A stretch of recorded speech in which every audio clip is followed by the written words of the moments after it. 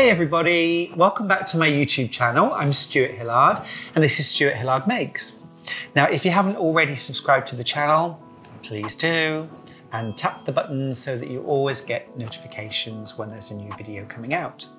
Now in today's quick and easy make, we're going to make some really lovely napkins and napkin rings out of fabric. Quick, easy, kind of thing you can use for a special meal or an everyday meal, but something that's going to be so much more practical and better for the environment than using throwaway disposable napkins. So nice fabric napkins that you can wash and use again and again. Now I've picked two fabrics. This napkin is reversible, has two sides, and that's also really good for doing special folds with your napkins as well if you've got pretty fabric on both sides. So I've started by cutting out two squares of fabric, and they're both 18 inches square. I'm quite a messy eater. I'm going to put it out there now. And so for me, a large napkin is a really good thing. You could use exactly the same technique to make little cocktail napkins or small napkins for a buffet, but I like a nice big napkin, full coverage. So what I've done is I've put my two fabrics and I've got two different kinds of spot, like a kind of really big pink spotty and then a small grey and white polka dot. And I've put those two squares right sides together and matched up all the edges. Now I'm just going to go around really quickly and put some pins in. When I'm working around a shape like a square, maybe it's for a napkin, maybe it's for a bag or a scarf or something like that, I always work clockwise as I'm pinning, because I know I'm going to sew clockwise as well. Maybe you like to work anti-clockwise, in which case pin anti-clockwise. It just means then that as you're working, the head of the pin is in the same position. It's all going the same way. So you can take the pins out as you get to them really easily. And we're going to need to turn this napkin through to the right side. So where I want to leave my gap for turning, it's like halfway down one side, and I'm going to leave about a 4-inch gap. So I'm going to put a couple of pins going vertically, and that'll just remind me to leave a little gap, okay, between those two pins. So let's start sewing. I'm going to use a 1/4 inch seam allowance throughout.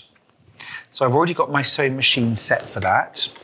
So 1/4 inch seam allowance, and I've just got the edge of my foot lined up with the raw edge of the fabric. Now on my usual everyday napkins, I tend to just use a single layer of fabric and I turn a double hem. But on really special napkins and ones I want to be reversible, I'll use 2 layers of fabric and I'll use this method. So it's almost like making a little cushion cover, I suppose. So I've just pivoted at the corner. Now I'm sewing down the next side, taking the pins out as you go. Keep everything nice and flat as you sew. Sometimes if I'm cooking a really special meal for friends, I'll make some of these napkins and I'll add a little bit of embroidery to one corner, either by hand or machine, and personalise them, and then everyone can take their napkin home at the end of the meal. Just coming up to that other vertical pin.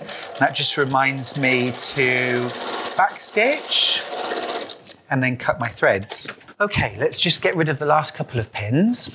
And now what I'm going to do is use a pair of scissors and just clip off the corners. I'm just taking a tiny little bit of fabric off at each of the 4 corners, and that'll just mean that when I turn this double-sided napkin through to the right side, I'll get a sharper, neater corner. So I'm going through that gap that I left. We'll turn the whole thing through to the right side. Okay, just give it a little shake. And then you just need to push out the corners. Now you can use something like a chopstick. You could use a knitting needle. You could probably even reach in with your finger. I'm just using a pair of fairly blunt tipped scissors to do the same. To be careful with scissors though, that you don't end up pushing a hole. They are meant for cutting at the end of the day. But sometimes it's just whatever happens to be nearby. And in this case, it's a pair of scissors. All right, super. So I've got my napkin turned through to the right side. Now I need to deal with that opening. So what I'm going to do is at my ironing board, I'm just going to turn those edges in. So just the seam allowance, about 1/4 of an inch. Make sure they overlap and try and get them as neat as you can. It's sort of nicely stacked. And then I'm going to carry on and press all the way around the whole napkin. And you just want to make sure that you get the edges of your seams really nicely lined up so that you can't see the fabric that's on the other side sort of showing through. So we're all turned through and I've just pressed my gap, my little turn under allowance, pressed it in nice and neatly. And I've given the whole thing a press all the way around the outside edge. Now the next thing I need to do is to close that opening, but I also want to do some nice top stitching all the way around my napkin, so I might as well do that job all in one. I'm going to pop a pin just where there's that gap, just to hold it nice and flat while I'm sewing, because I don't actually want to start sewing there. I'm going to start in the corner. Now, you could, if you wanted to, use one of the decorative stitches on your sewing machine. So maybe something like a serpentine stitch might be rather nice. I'm just going to use a straight stitch today, but this is a great time to explore those decorative stitches that your machine does. But what I'm going to do is I'm going to start by doing just a few stitches, short stitches that anchor the thread. And then I'm going to increase the stitch length to 3. And then I'm going to sew pretty close to the edge, actually. I'm probably only about 1/8 of an inch in. Okay, I'm coming up to that little gap now. So make sure everything stays nicely closed. Okay, so that gap's closed now. I can relax. When you're sewing with a longer stitch length, it's very easy to kind of run away with yourself. You get used to running your machine at a certain speed.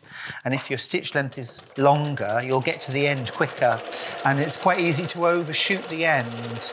So just as you're getting towards that corner, if you're ever nervous about hitting the mark just right, then if your machine's got a needle up, needle down function, when you come to do that last stitch, just use your needle up, needle down function to bring the needle up and the needle down, and it takes 1 stitch. And if you're not quite in the right position, then do it one more time. Now I'm in the right position.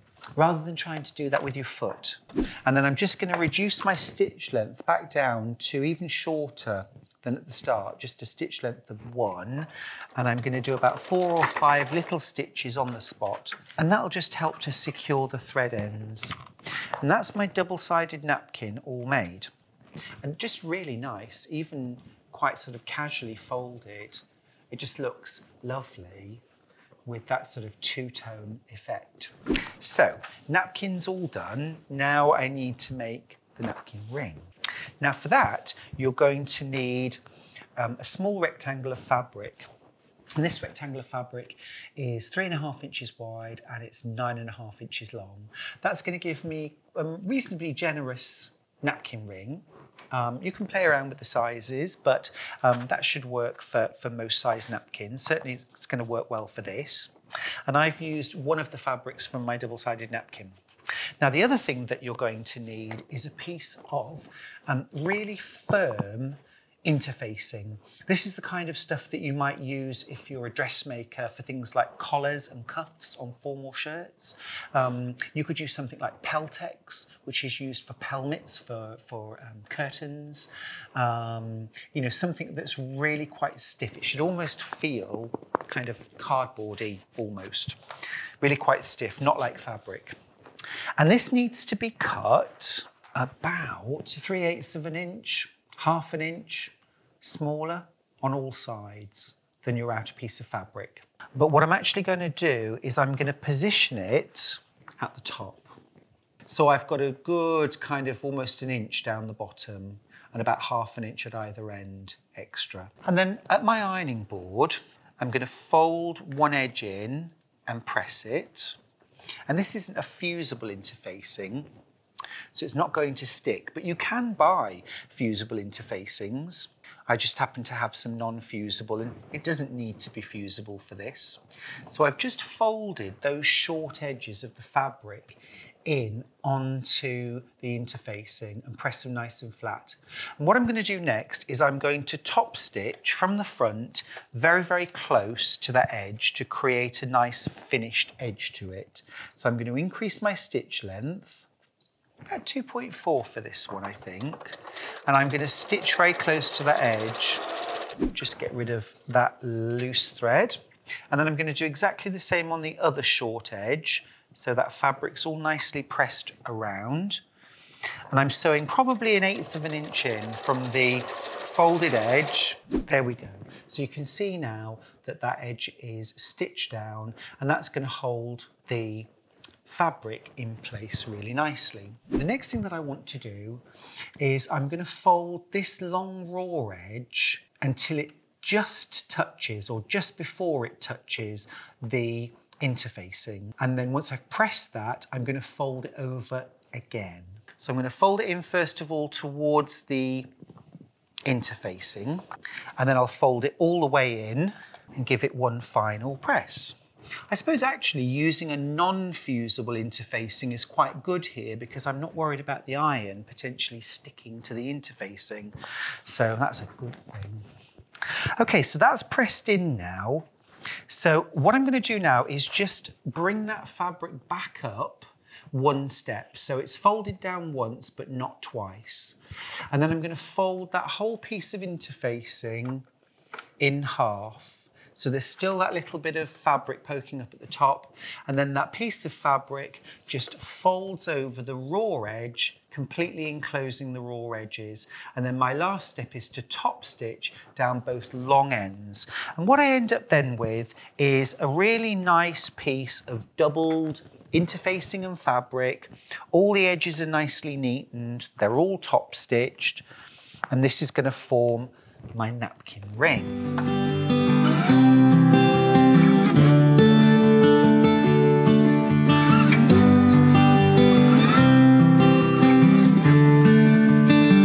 So what I've done now is I've done some top stitching, just about 1/8 of an inch in, and then about 1/4 of an inch in from that on from both long sides. And that's just finished off that really neatly. And now that's going to make a really lovely napkin ring to go around my napkin. But I need to finish it off with a closure. Now, a couple of options here. You could use some Velcro. So you would attach one little square of Velcro to the right side and then the corresponding piece of Velcro to the wrong side so that they then clip together. And that's a very easy way of doing it. You just stitch a little square around. But I'm actually going to sew a button and a buttonhole. So I'm going to use my buttonhole foot. Now, lots of sewing machines come with these buttonhole feet. I always think they look a bit ghastly and a bit sort of scary, but they're not scary at all. I mean, they're brilliant. But I think because they look so unusual, they can intimidate a lot of people. But essentially, there's a little space for you to put your chosen button in and push it snugly in place. And that tells your sewing machine how big your button is. And then your sewing machine will automatically sew a buttonhole, which is the right size for that button. So, I mean, they're well worth making friends with. So I'm just going to fix my buttonhole foot to my machine. And then there's always a little pull down piece that you pull down. Generally, your machine will beep at you if you forget to do that. And then we need to choose a buttonhole. So I'm going to choose just a square buttonhole, a regular square buttonhole, and we're going to stitch that on. So buttonholes always start low and then stitch backwards. So I'm just going to get that nicely centered. And let's just make sure the machine's all threaded up and we'll be ready to stitch the buttonhole. Now, I always like to hold on to the thread when I'm taking the first few stitches of a buttonhole. And I just kind of hold it out of the way. So we've got our buttonhole all stitched. Now, of course, I do need to just open that buttonhole up. And one of the best things to use for that is either your seam ripper, or you can use a little pair of embroidery scissors just to open that up. One little tip, when you're opening up a buttonhole, if you place a pin just before the end of the buttonhole, like this, and then insert your seam ripper here and then cut through. Your seam ripper will stop at the pin. You won't be able to cut any further. If you don't put that in, there's always a tendency to cut all the way through and just create a big old hole. So that's a good tip for making sure when you open your buttonhole, you only open the buttonhole and nothing else. Now, the other thing that I need to do while I'm at my sewing machine is I need to sew on the button. And lots of sewing machines also have a button sewing foot. And here is mine. So the button sewing foot looks a little bit like this, and they usually look pretty much the same whatever machine you've got, whatever brand. Now, you need to do a couple of other things on your machine. You need to set your sewing machine to a zigzag stitch, and you also need to either drop the feed dogs or set the stitch length to 0. So let's do a zigzag. Let's set the stitch length to 0. Okay, so I've got my button foot on and I've got my button underneath the needle. And when you've got it all ready, it's really worth just spending a moment, just hand crank the needle to make sure that it's going to go through the holes and not hit the button. Okay, there we go. And it's going to tie off on both sides. Lift it, move it forwards. And then even though you've just sewn one set of holes, you're still going to do it manually first time. You've only got to hit a button once and break a needle to never ever do it again. And that's it. The button's sewn on. And you can trim the threads. Your sewing machine's already tied off the threads, so everything should be nice and secure. And we'll just cut that on both sides. So here we go. So my button is now stitched on. And I just need to open up my buttonhole. And I was talking earlier on about micro scissors, and these are the kind of things that dermatologists use and they're brilliant. If you can get hold of them, I got mine from my dermatologist, and they're just so fine and delicate that you can really get a nice, neat job. They're also wonderful if you do machine embroidery as well. And then you can also use them for trimming any little threads. And what I'm going to do is I'm going to sort of pre-button this, and it is just the right size. And that's the benefit of using the buttonhole foot on your machine and putting the button into it, because it will give you the perfect size buttonhole for your button.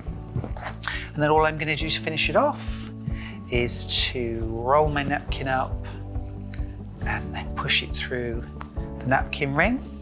And so that's it, my double-sided napkin with a napkin ring made in just a few minutes. Practical, beautiful, and easy to make lots of if you've a mind to. So I hope you've enjoyed this video with Stuart Hillard Makes, and you'll like and comment. Don't forget to send pictures of your makes, and I will see you next time. Happy sewing and happy making.